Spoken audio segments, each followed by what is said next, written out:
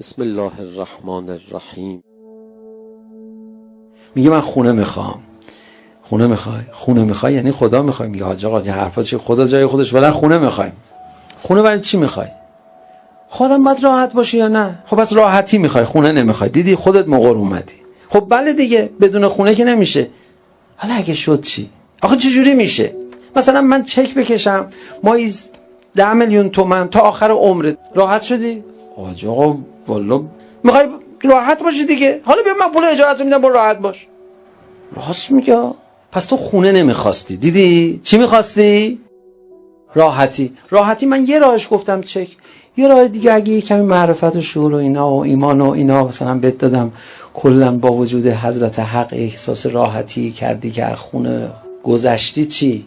راحتی حقیقی، نهایی، اصیل، دائمی، لذت بخش، اساسی با تقرب به خداوند متعال پیش میاد. پس تو خدا میخواد. گفتی خونه میخوام، در واقع خدا میخواستی.